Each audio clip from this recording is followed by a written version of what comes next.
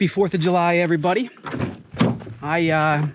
We just climbed Switchback Mountain here on Quest Haven, and we saw two really nice bucks coming up. One was like enormous, and one's gonna be like a pretty typical.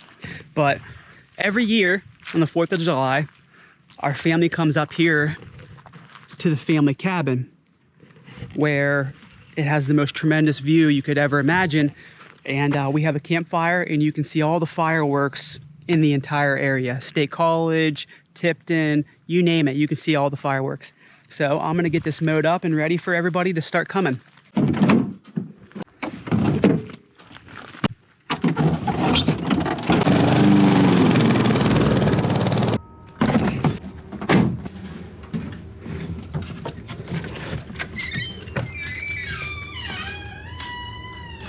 All of these bucks, so before this was high fenced and turned into an estate ranch, turned into Quest Haven, these are the bucks that my family had shot that were just here on the mountain. So pretty awesome. This is our family cabin. This is where we go to get away. Right here is where I nailed down and asked my wife to marry me. She said yes, obviously. What does the 4th of July mean to you and your family? Traditions, customs, and beliefs. We will teach our children to cherish and adore their country so that they can build its future. Together we will fight for the American dream, and we will defend, protect, and preserve American way of life, which began in 1492 when Columbus discovered America. Fireworks! Fireworks! Fireworks! Fireworks! Fireworks! Fireworks!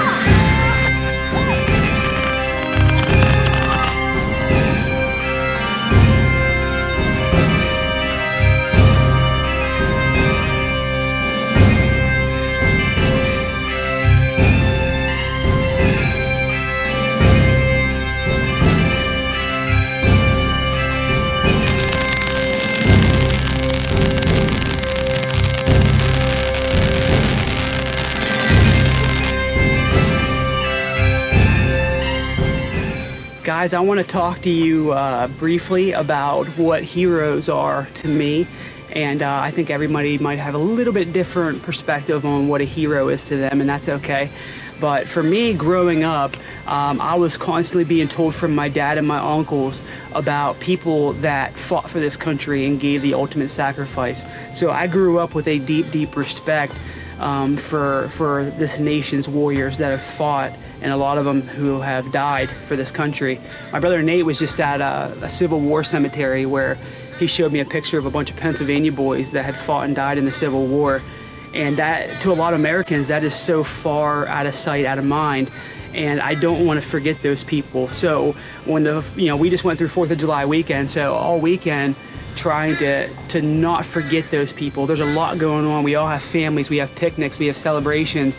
And for me, it's important to remember all the people that have laid it down. And for me, hearing stories about my pap. So my pap fought in World War II. And he grew up poor. He was an orphan, him and his brother, which would be my Uncle Casey.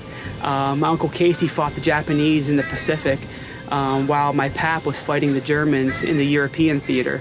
So same war, two different enemies. And back then, you didn't have cell phones. You didn't know if your brother was dead or if he was still alive or if he was hurt.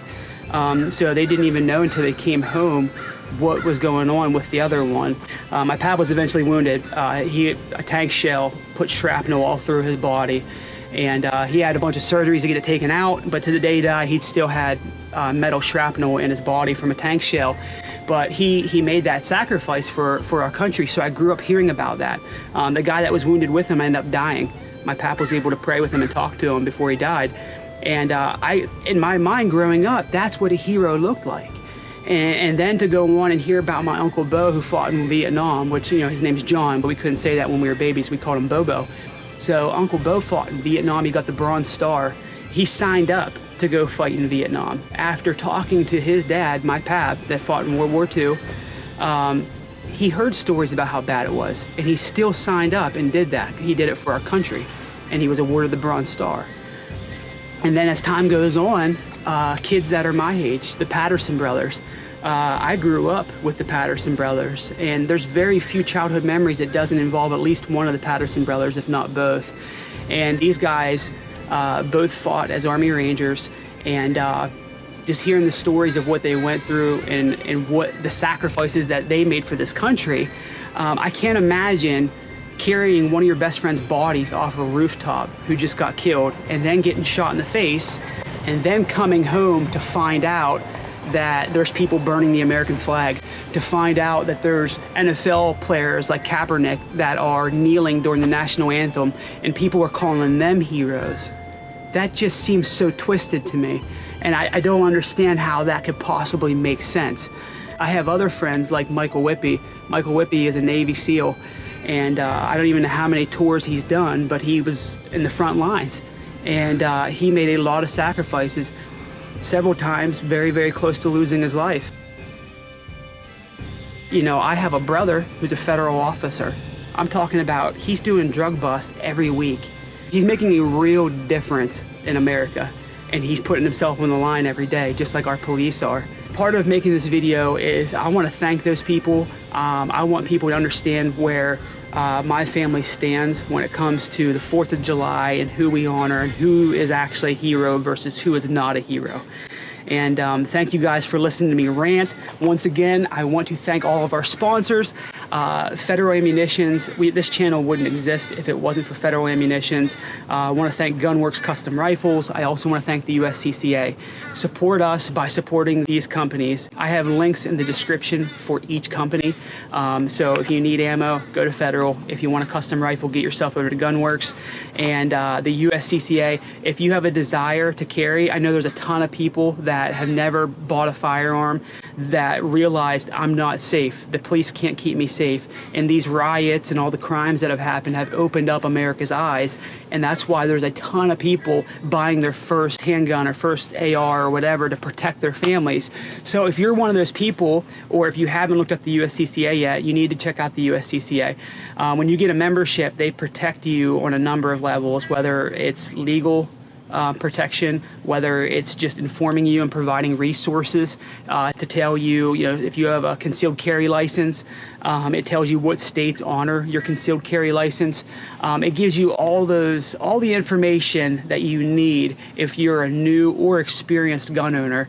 And they also provide courses you can sign up for where they teach you how to shoot. They teach you all of those things. So you guys know that my wife and I carry every day.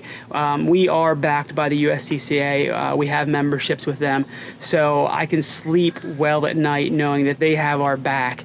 And I also want to thank Black Point holsters. They make amazing holsters. But thank you guys for listening to me rant. We are pro-American, we are pro-patriot, and we are pro-freedom. We live in one of the most amazing countries in the world with freedoms that no other country has.